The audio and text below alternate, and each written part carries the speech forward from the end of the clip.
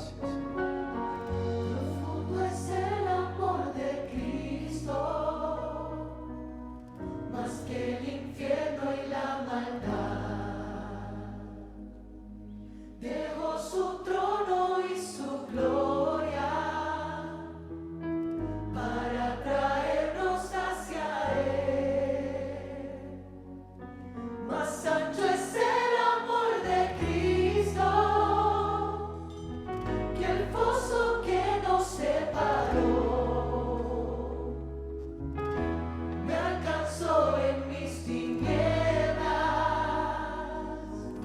solo en Él hay salvación. Aleluya. Más profundo que el mar, más allá del cielo está tu amor, me bastará. Señor, gracias, Padre.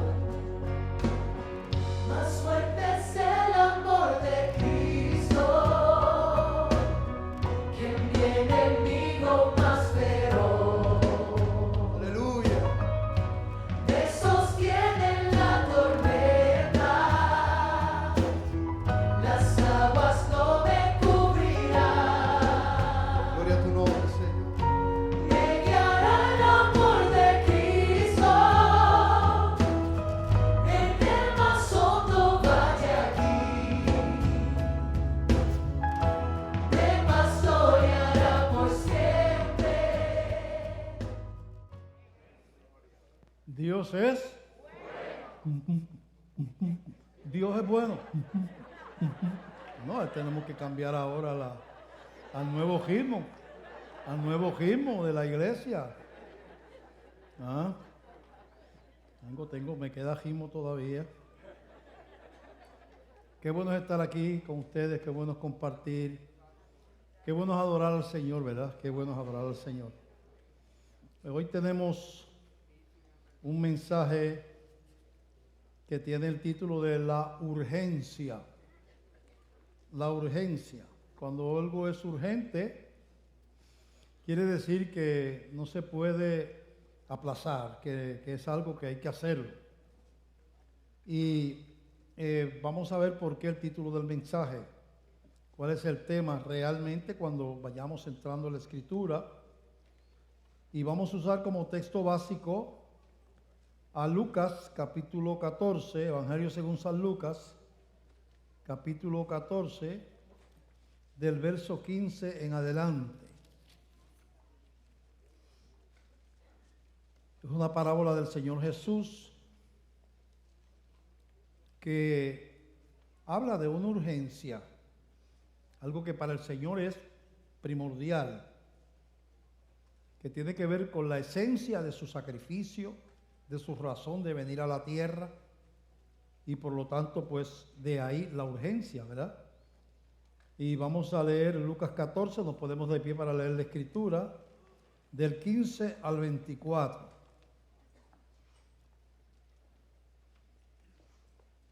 (14:15) de Lucas, dice: oyendo esto, uno de los que estaban sentados con él a la mesa, le dijo: bienaventurado el que coma pan en el reino de Dios. Entonces Jesús le dijo: un hombre hizo una gran cena y convidó a muchos. Empieza a narrar una parábola. Una parábola es una historia que se hace que tiene un propósito, una enseñanza.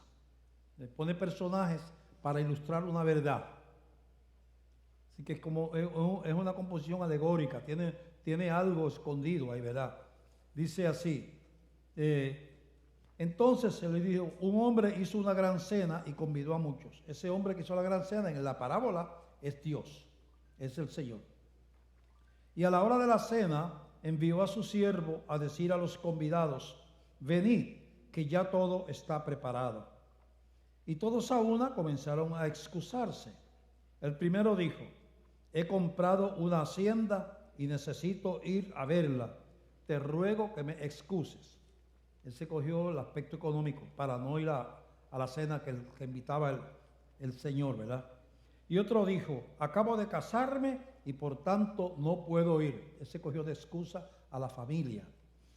Vuelto el siervo, el 19, otro dijo, he comprado 5 yuntas de bueyes y voy a probarlos. Te ruego que me excuses. Escogió de excusa el trabajo, ¿verdad?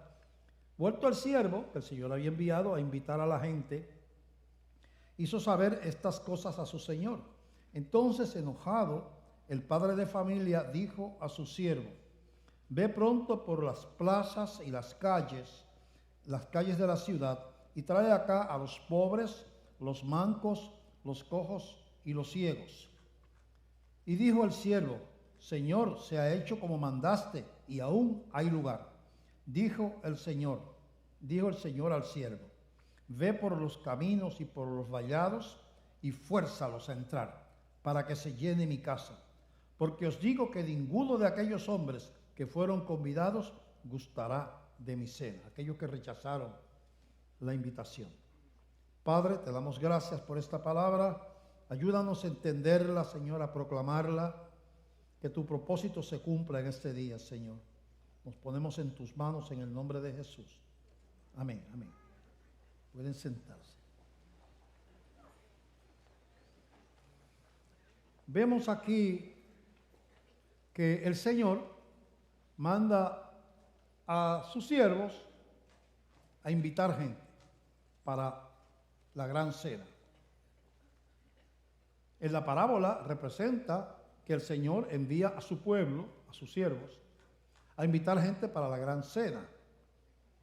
La Biblia habla de la gran cena de las bodas del Cordero, que es el encuentro final de la iglesia de los redimidos con Cristo por la eternidad.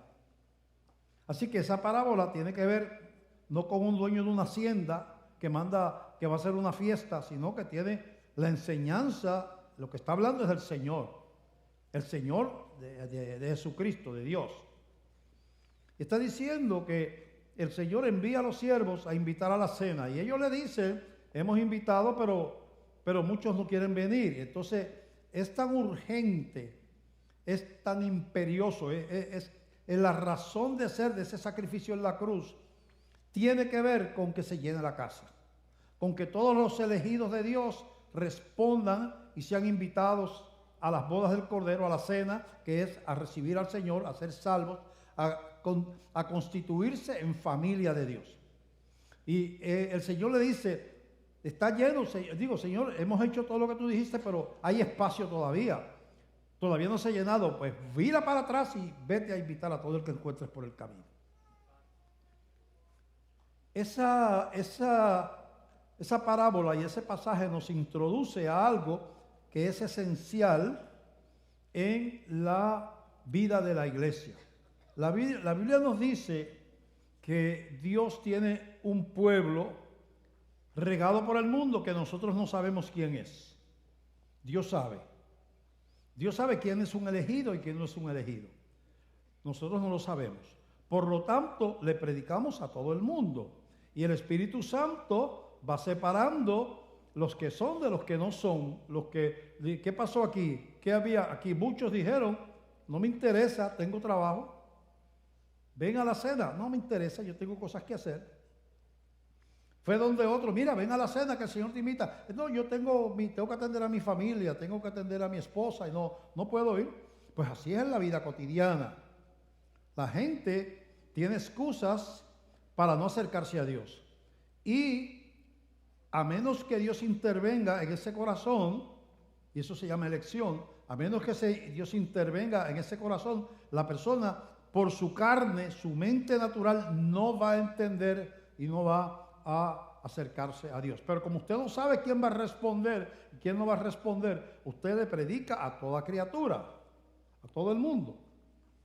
Es el Espíritu Santo el que lo separa.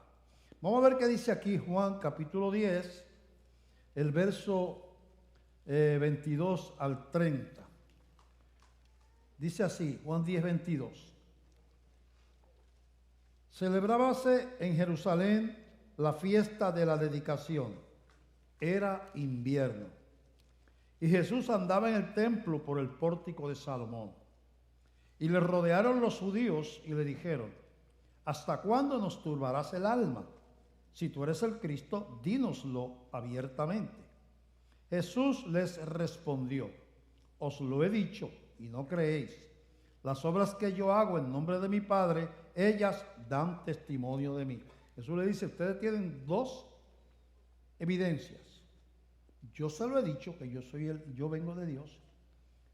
Y las obras que yo he hecho es que han visto a los ciegos ver, han visto a los cojos caminar, han visto a los muertos resucitar, han visto a los paralíticos caminar. O sea, además de mi palabra, han visto mis obras. O sea, que ustedes no creen, no porque no tengan razones para creer. Y explica por qué no creen. Dice, pero vosotros no creéis porque no sois de mis ovejas, como os he dicho. Mis ovejas oyen mi voz y yo las conozco y me siguen. Los que son de las ovejas de Dios, el Señor las conoce y esas sí le siguen. Me siguen. Y yo les doy vida eterna y no perecerán jamás, ni nadie las arrebatará de mi mano. Mi Padre que me las dio es mayor que todos y nadie las puede arrebatar de la mano de mi Padre. Yo y el Padre, uno somos. Entonces, lo que vemos aquí es que la tarea, la urgencia es, como dijo el Señor, ve por los caminos y predica para que se llene mi casa. Implica que hay una tarea que hacer que para Dios es importante en la vida de la iglesia. Ya Jesús no está por los caminos predicando, ya no está sanando enfermos por ahí caminando. Ahora la iglesia son las manos de Jesús, la boca de Jesús, el corazón de Jesús para amar, las manos de Jesús para abrazar, los ojos de Jesús para llorar con la gente, la boca de Jesús para predicar el evangelio. Él nos dejó una tarea a nosotros que Él la hizo con sus discípulos cuando estuvo aquí en la tierra. Pero se fue y dejó confiadamente a los suyos para que hiciera la tarea. Y esa tarea es primordial en la vida de la iglesia.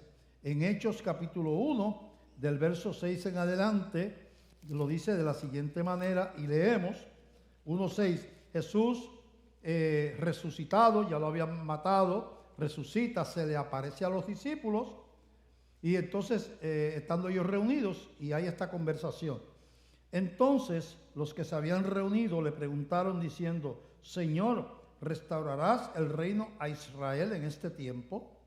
Y les dijo, no os toca a vosotros saber los tiempos o las sazones que el Padre puso en su sola potestad, pero recibiréis poder cuando haya venido sobre vosotros el Espíritu Santo, y me seréis testigos en Jerusalén, en toda Judea, en Samaria y hasta lo último de la tierra. Y habiendo dicho estas cosas, viéndolo ellos, fue alzado y le recibió una nube que le ocultó de sus ojos. Y estando ellos con los ojos puestos en el cielo, entre tanto que él se iba, he aquí se pusieron junto a ellos dos varones con vestiduras blancas, dos ángeles, al lado de los discípulos, los cuales también les dijeron, varones galileos, ¿por qué estáis mirando al cielo? Este mismo Jesús, que ha sido tomado de vosotros al cielo, así vendrá como le habéis visto ir al cielo.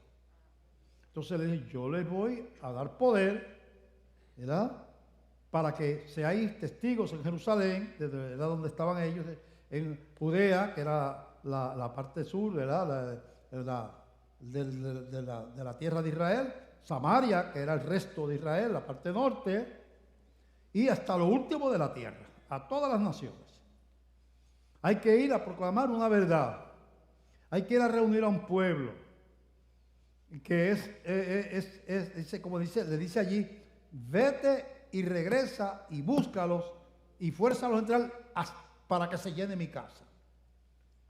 La pasión de Dios en el corazón de Dios era redimir a un pueblo para gloria de su nombre. Y lo hizo de una manera dolorosa, injusta para él, porque no hizo nada daño a nadie. No porque hubiera hecho algo malo, sino por pecaminosidad del ser humano.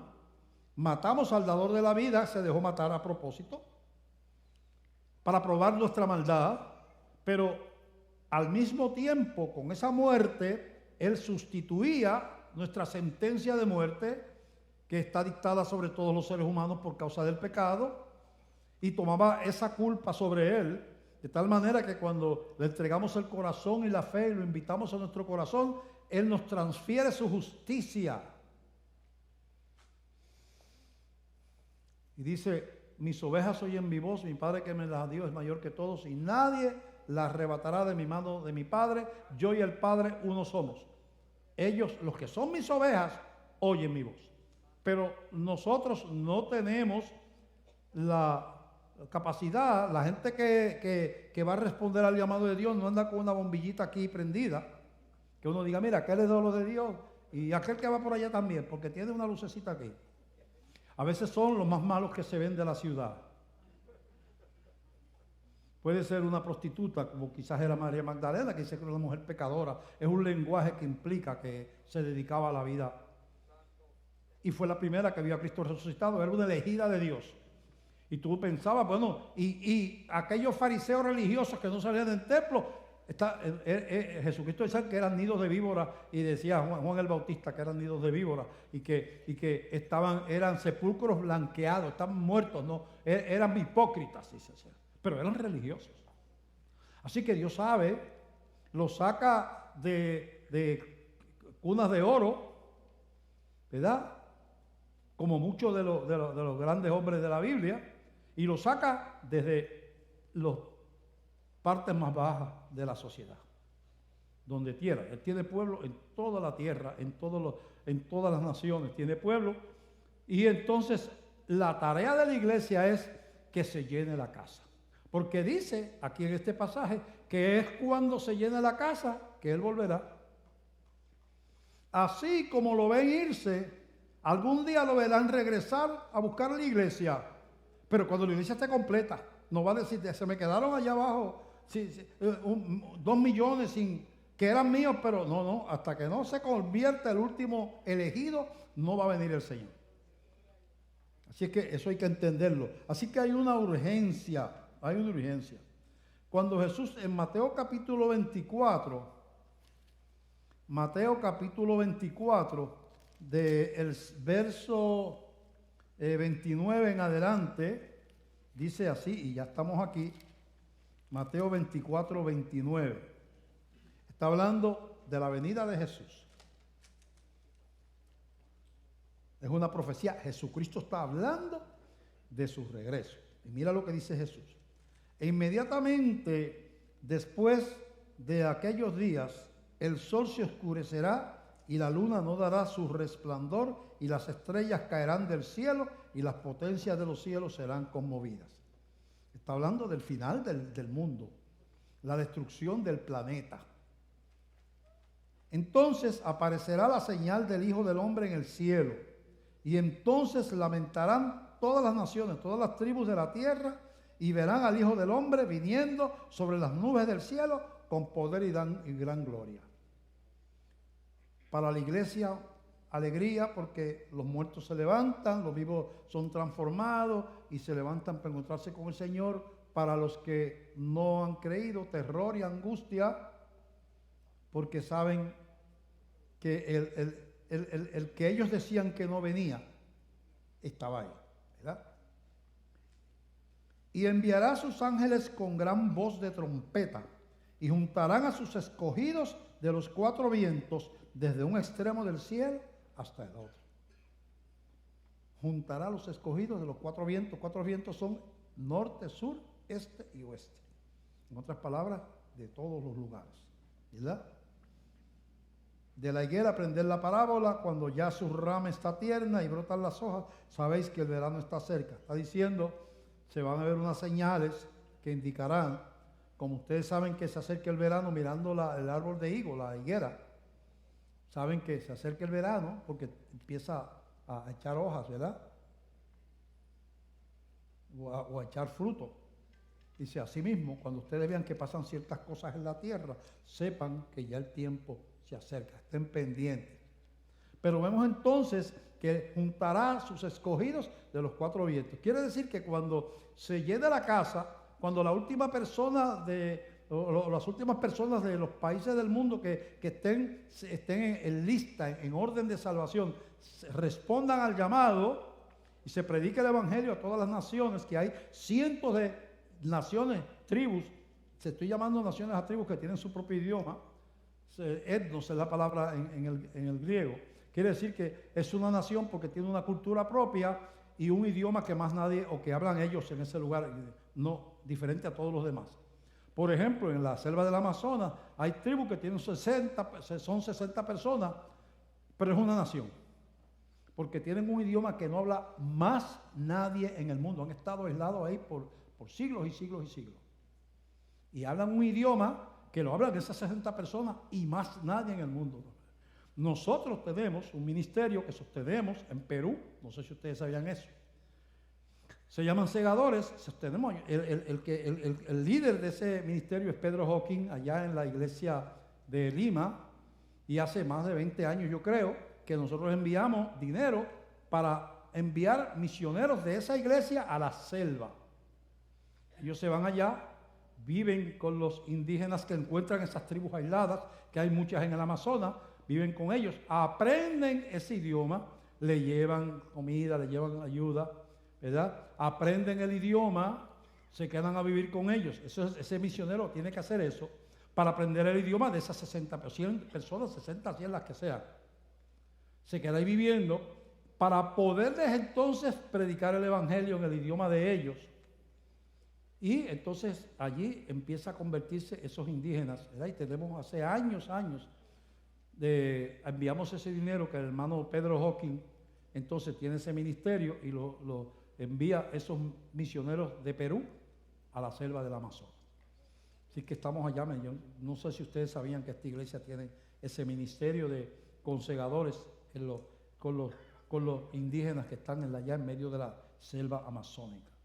Así que Mateo 24, del 29 al 32 dice que hasta sea que se llene la casa. En Mateo 24, del 7 al 14, un poquito antes, una página antes, dice, hablando de lo que va a pasar en los últimos tiempos, porque se levantará nación contra nación y reino contra reino, y habrá pestes y hambres. Eso habla, nación contra nación, reino contra reino, habla de un caos mundial. Eso es lo que habla, no es que está en la guerra mundial, la segunda guerra, habla que habrá gente en las calles protestando, quemando cosas, ¿verdad? Destruyendo en diferentes países al mismo tiempo, ¿verdad? Eso es una señal. Dice, y habrá epidemias, pestes, otra señal de los últimos tiempos. Habrá epidemias, pestes son epidemias. Enfermedades que se transmiten de persona a persona, ¿verdad?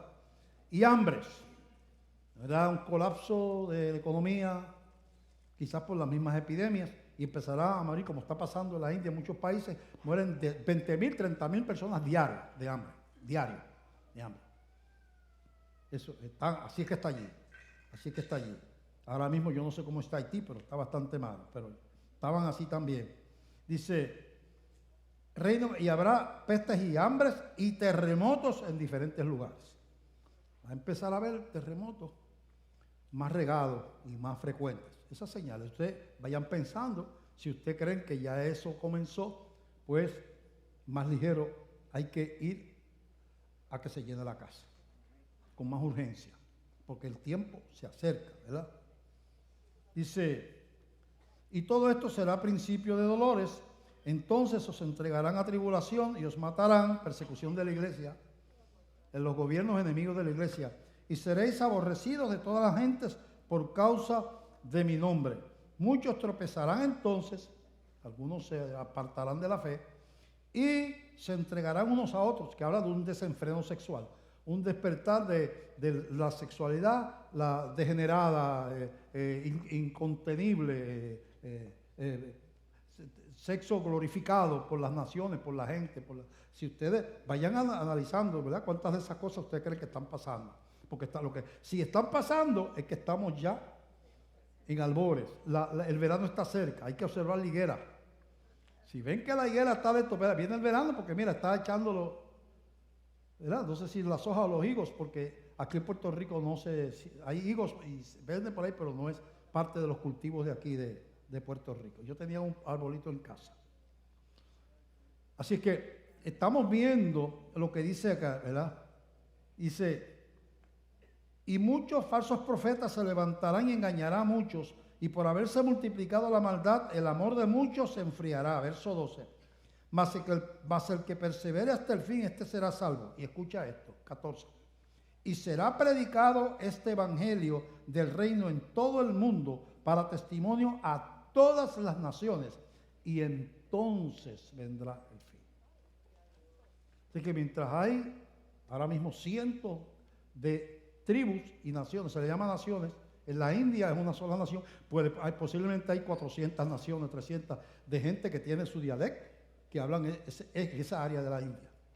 Y así hay dialectos en China que hablan áreas de China, países bien grandes, así por el estilo, y como dije del Amazonas, y en muchos países hay, Rusia, no se habla ruso nada más, hay otros grupos étnicos que hablan otros idiomas. Hay esquimales que hablan su propio idioma por allá.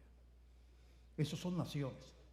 Y hay que llegar, según esto, a todas partes. Pero acuérdense que dice la encomienda de Jesús en Hechos 1 que leímos al principio, decía, ¿verdad? Y recibiréis poder cuando haya venido sobre vosotros el Espíritu Santo y me seréis testigos en Jerusalén, que era donde estaban ellos. En Judea, que es la provincia, es decir, vamos a decir Ponce, el Caribe, América y el mundo. Ese fue el orden que le dio Jesús si fuera aquí, ¿verdad? En nuestra Jerusalén es Ponce o es Puerto Rico, ¿verdad? Hay que predicar el Evangelio, incluyendo y empezando por donde estamos nosotros, donde vivimos, pero extendiéndonos hasta donde nunca podremos llegar, hasta lo último de la tierra. Y esos son mandatos del Señor. Entonces, eso tiene que ver con el regreso de Jesucristo.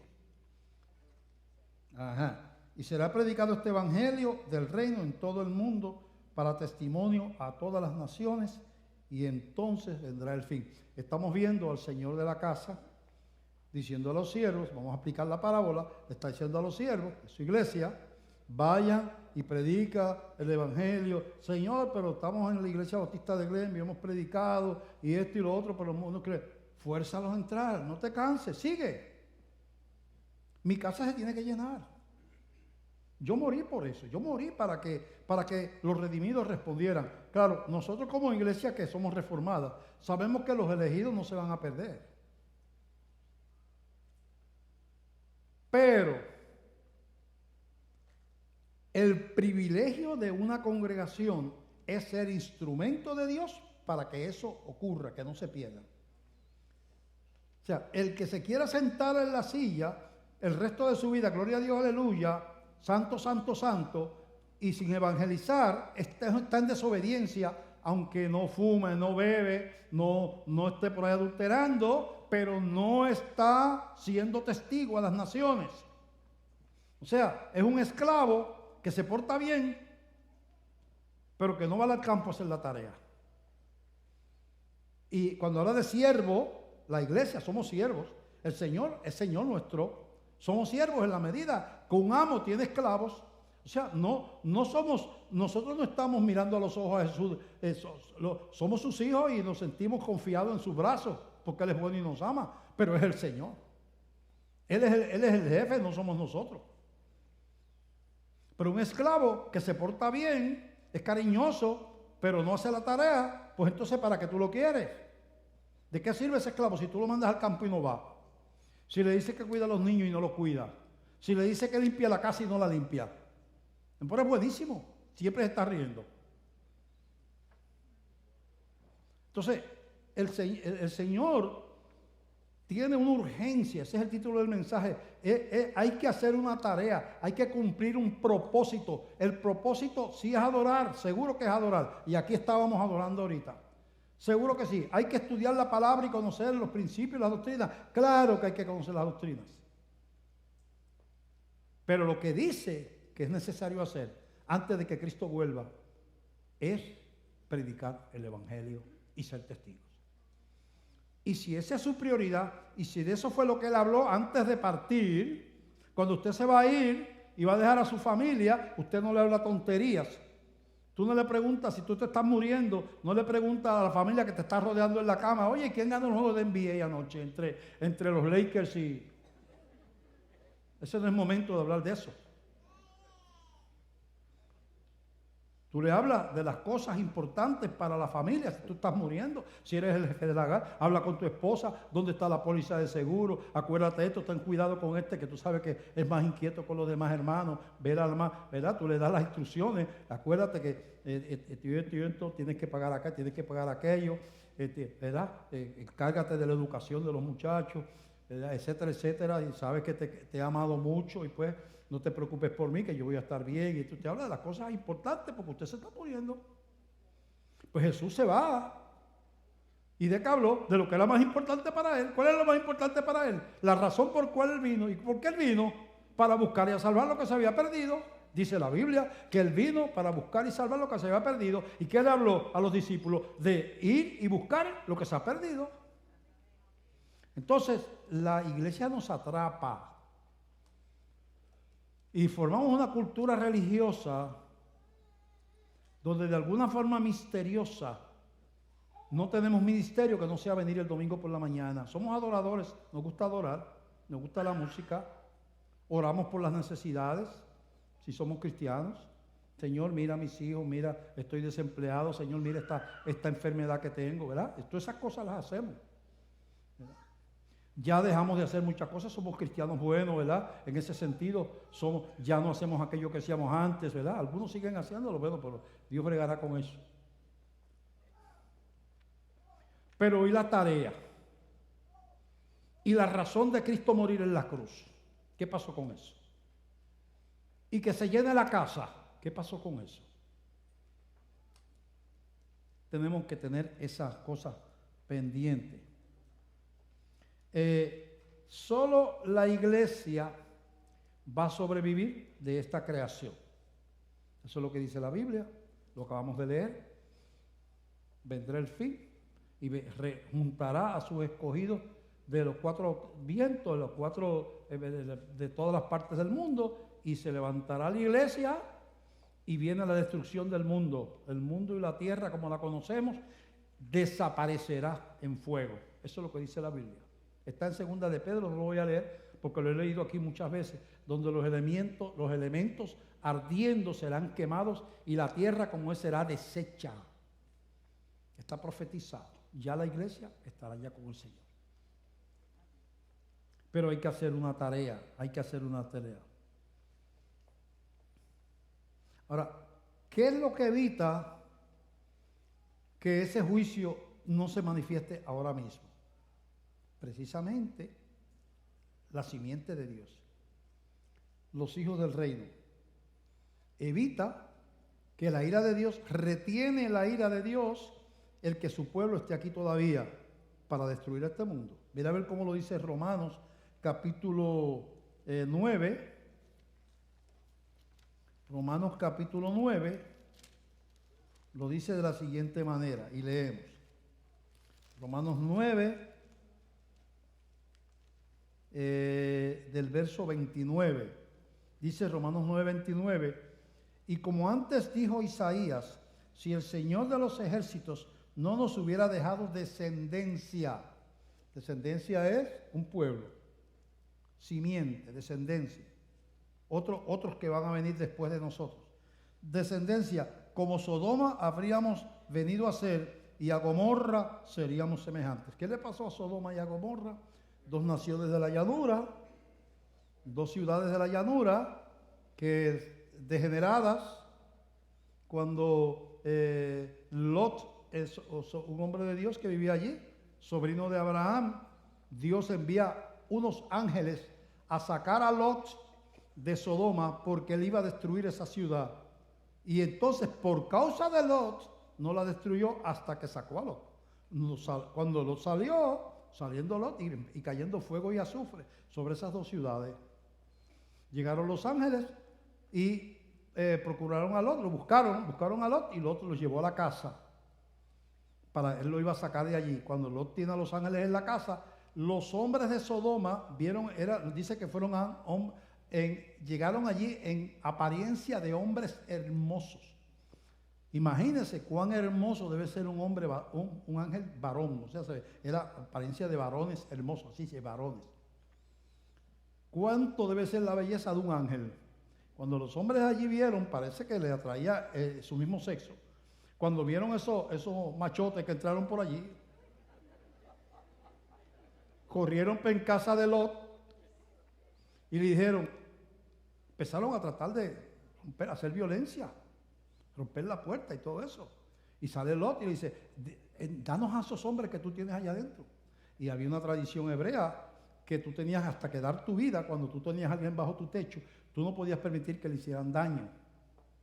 Y Lot, mira lo que llega, hasta dónde llega Lot, sabiendo que ellos lo que querían era sexualmente con ellos. Le dice, yo tengo 2 hijas señoritas. Yo les entrego mis hijas, pero no le hagan daños a ellos. Pero ellos les dijeron, no nos interesan las muchachas, lo que queremos son a eso. Entonces ahí los ángeles dejan ciego a la multitud que estaba allí y sale la familia de Lot.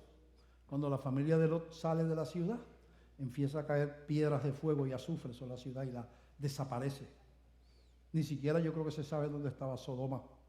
Hay ideas, pero no se sabe que yo sepa dónde existía, porque Dios la desintegró a Sodoma y a Gomorra. Y dice, si no fuera, porque aquí hay un pueblo de Dios, como era Lot, hasta que ese pueblo no salga de esta Sodoma, que es este mundo, hasta que el pueblo de Dios no salga y se vaya, no viene fuego y azufre. Cuando ese pueblo se vaya, le va a pasar lo mismo que a Sodoma y Gomorra. Fuego y azufre vendrá sobre la tierra. Eso es lo que está diciendo ahí. Así que, para que ese pueblo se vaya, tiene que completarse. Por eso Dios le dice en la parábola a los siervos que representan el pueblo de Dios, los cristianos, vayan por ahí y prediquen, compartan su fe, lleguen hasta lo último de la tierra, le dijo Jesús. Lleguen hasta lo último de la tierra, porque mi casa se tiene que llenar. Y eso es algo que la iglesia tiene que entender. Muchas veces se nos escapa el concepto de iglesia como ejército de Dios. Tenemos el concepto de iglesia como adoradora, y venimos y adoramos. Tenemos la iglesia como la gente que ora, y tenemos ciclo de oración y oramos. Yo sé que hacemos oraciones en nuestras casas. Tenemos concepto de la iglesia como la iglesia que ayuda muchas veces, muchas congregaciones como esta, que tenemos una despensa de comida y ropa, y estamos con los ambulantes, y estamos en las cárceles, estamos visitando. Cuando no veía la pandemia, estábamos en los hospitales, ¿verdad?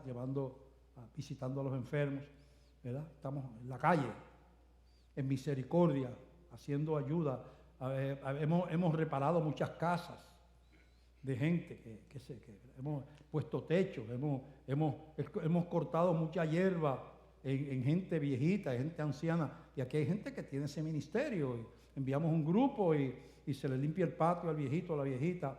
Si tiene, se han sellado techos de gente que vive en una casa que está llenándose de agua, y eso no lo estamos diciendo aquí, pero usted no ve que estamos diciendo, ni lo decimos a los periódicos ni a nadie, porque nosotros no queremos que nos den premios por eso. Pero no importa lo que hagamos, si no hablamos y compartimos nuestra fe, estamos en desobediencia. Porque Jesús murió para salvar y rescatar lo que se había perdido. Que dijo que amar a los pobres, y eso pues eso hay que hacerlo, porque es bíblico también, al que sufre, al débil, ¿verdad? Eso es parte de la llamada de la iglesia. Pero cuando se iba a despedir, no dijo, y vayan por ahí dándole de comida a los pobres, no dijo nada de eso. Dijo, y predicar el evangelio. Serán testigos para que predicar el evangelio. Así que para Dios eso estaba en la número 1 de la lista. Si estaba en el número 1 de la lista de Dios, debe estar en el número 1 de la lista de nosotros también, para coincidir con las prioridades del Señor. Así que no tenemos muchas veces el concepto de guerra espiritual. Estamos en un mundo donde hay dos potestades en lucha, invisibles. No se ve con los ojos de la carne, pero Satanás es el príncipe de este mundo. Él controla gobiernos, controla Naciones Unidas, controla a veces el mundo financiero, controla el mundo artístico, controla a veces la prensa, controla muchas cosas, hasta la educación, controla un montón de cosas, porque él manipula a la gente que son de él, y ellos no se dan cuenta que están siendo manipulados. A veces piensan que están siendo justos, o que están siendo ¿verdad? Equitativos ¿verdad? Y que son justos y están haciendo una tarea social tremenda, caminando en contra de Dios. Porque no entienden. Pero estamos en una guerra espiritual. El enemigo no tiene compasión. Satanás es engañador, mentiroso. Él vino a matar, a destruir, a engañar. Y en ese mundo es que nos siembra Dios a su pueblo. Nos sembró en un mundo donde tiene un príncipe. Y la tarea de la iglesia es robarle a los que son de Dios, que no se dan cuenta todavía que son de Dios. Porque nadie les ha llevado, nadie les ha predicado la palabra. Satanás odia a la iglesia. Pero estamos del lado ganador. El que está con nosotros es más poderoso que el que está en el mundo. Eso dice la palabra y lo creemos. Así que hay que entender que hay una tarea que hacer. Dios tiene en gran estima a los que testifican de Él. En Romanos capítulo 10, del verso 10 en adelante, habla del privilegio, cómo Dios ve, cómo los ojos de Dios ven a aquellos que hablan, que testifican de la fe, hablan del reino, ¿verdad? Que dan testimonio de Jesucristo. Dice así Romanos 10:10. Porque con el corazón se cree para justicia, pero con la boca se confiesa para salvación. Pues la Escritura dice, todo aquel que en él creyere no será avergonzado, porque no hay diferencia entre judío y griego, pues el mismo que es Señor de todos es rico para con todos los que le invocan. Porque todo aquel que invocare el nombre del Señor será salvo. ¿Cómo pues invocarán a aquel en el cual no han creído? ¿Y cómo creerán en aquel de quien no han oído? ¿Y cómo irán sin haber quien les predique? Esas tres preguntitas son bien buenas. ¿Ah? ¿Cómo van a invocar en el cual no han creído? Pero podría decir, bueno, lo que pasa es que a mí nadie nunca me ha hablado de eso. Entonces viene la segunda pregunta. ¿Y cómo creerán en aquel de quien no han oído? Nadie les ha hablado del Señor. ¿Y cómo oirán sin haber quien les predique? ¿Y cómo predicarán si no fueren enviados? ¿Quién nos envió? El Señor. Somos enviados de Dios. Como está escrito, cuán hermosos son los pies de los que anuncian la paz, de los que anuncian buenas nuevas. Mas no todos obedecieron al Evangelio, pues Isaías dice, Señor, ¿quién ha creído a nuestro anuncio? Etcétera, etcétera. Así que yo creo que eso habla yo creo que como si fuera Dios hablando, cuando dice, qué hermosos son los pies, qué hermosos son los pies de los que anuncian la paz, de los que anuncian las buenas nuevas de salvación. Qué hermosos son los pies. Entonces, nosotros aquí, Dios me dio a mí un sistema evangelístico que está escrito, está puesto, organizado, que creo que se enseña no sé si el Instituto Bíblico en Evangelismo, creo que sí, que lo hablan de él.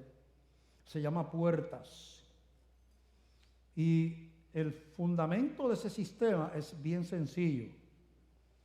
La tarea de la iglesia, fíjate que no es un sistema que tú vas a tocar por ahí puerta por puerta a decirle a la gente que se convierta a Jesucristo. No es eso. En ese sistema, la iglesia se compromete a hacer una oración cada mañana. Una. Hace todas las demás que usted quiera, pero esa oración en particular. La oración es al Espíritu Santo, al Señor: Señor, ábreme una puerta para que yo pueda compartir mi fe en este día. Y dame la sensibilidad de darme cuenta que una puerta se está abriendo. Ya está. Con sinceridad, usted lo ora. Señor, dame la oportunidad de compartir mi fe en este día y dame la sensibilidad de saber que una puerta se está abriendo. Y ahí en ese sistema se hablan de todas las puertas que se le pueden abrir a una persona cristiana que Dios le está gritando que entre por esa puerta a hablar, y muchas veces no nos damos cuenta. Y la puerta está al lado de nosotros, en el asiento de al lado de la oficina.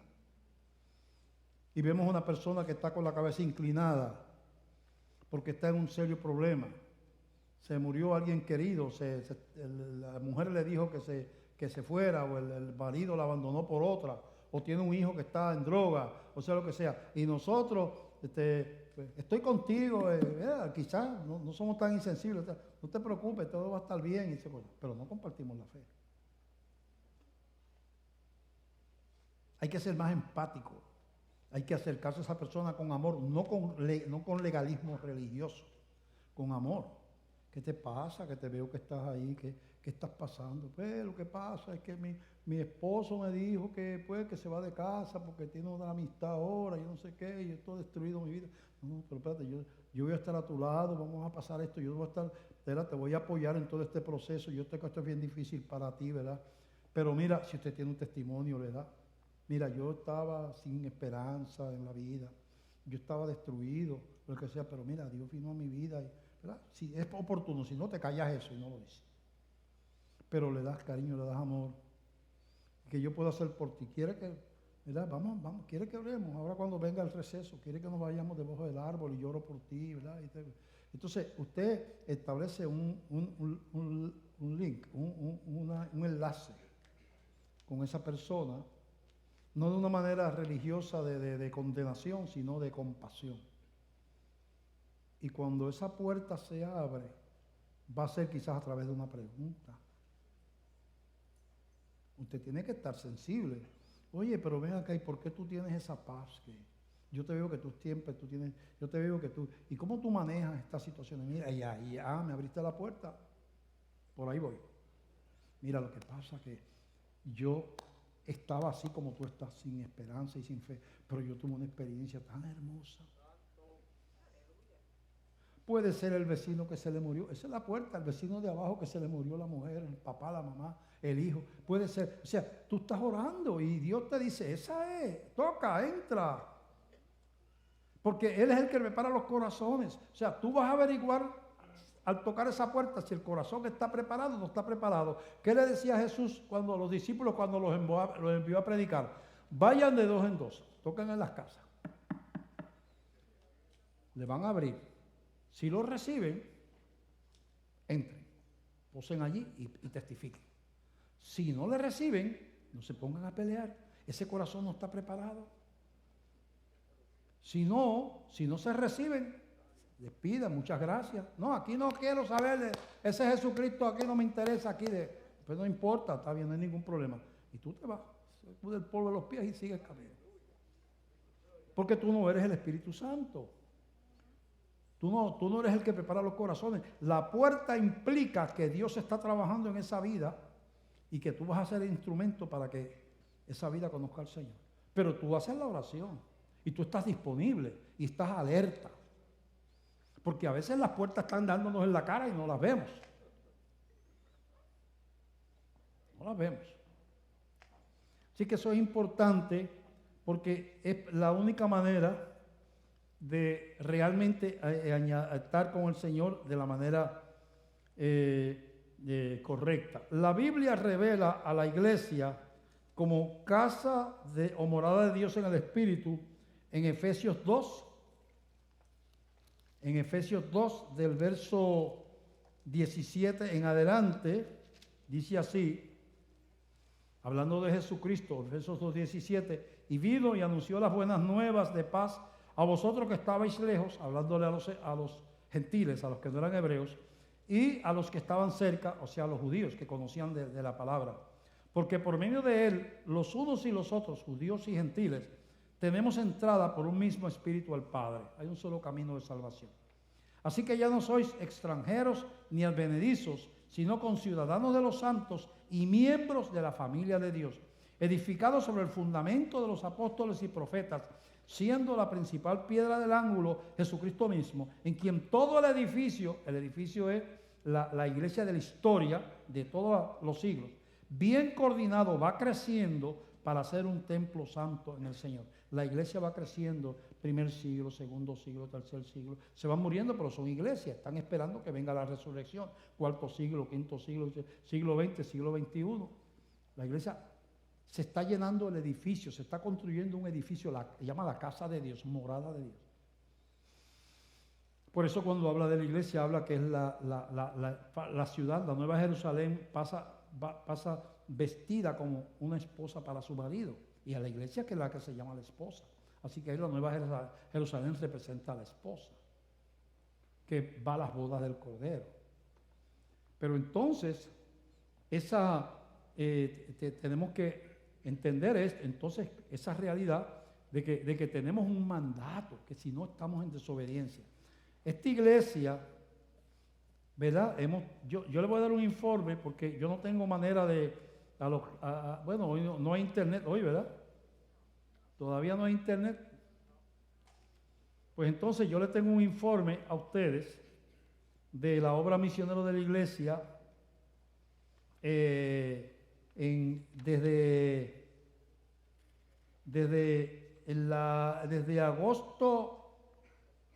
desde octubre del año pasado hasta agosto 19, esta iglesia había dado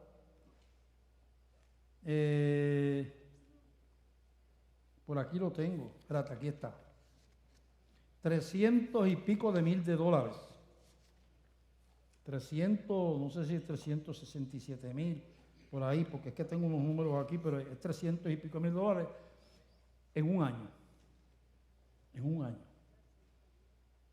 Ahí está, tengo una listita por aquí de algunas de las cosas que están ahí. Está algunos números grandes que hay aquí. 109,000 dólares para motoras, para misioneros de la India y Pakistán. 109,200 dólares. 30,000 dólares para un instituto en Benín, en África. 12,000 dólares para unos estudiantes de medicina de Nigeria que trabajaban con un doctor cristiano que tiene una obra misionera y él era profesor de la Escuela de Medicina en Nigeria y tenía estudiantes cristianos que quería entrenarlos para distribuirse a una de las maneras más eficaces de alcanzar a la gente en esos países donde no hay médicos es a través de la medicina, ¿verdad? Entonces él tenía esos estudiantes que no tenían los recursos para pagar la carrera de medicina y enviamos esos 12,000 dólares para que ellos pudieran seguir estudiando y fueran a hacer la obra misionera. Proyecto de clínicas en África, 4,000 dólares. Las clínicas también son médicos que se les da el dinero, médicos cristianos, van a las aldeas en una casuchita que se alquila, una caseta que se alquila, él pone allí el consultorio, viene la gente por miles porque no hay médicos ahí, vienen por miles y entonces por la tarde, por la noche se desarma eso, se coge la cortina y se pega una orilla y se convierte en una iglesia, lo mismo que era consultorio médico, se convierte en iglesita pequeña. Y eso es efectivo y para allá estamos metidos nosotros. Una ofrenda misionera de la India, 109,000, bueno, 15,000 dólares para un orfanato de Ucrania, ¿se acuerdan de eso? ¿Verdad?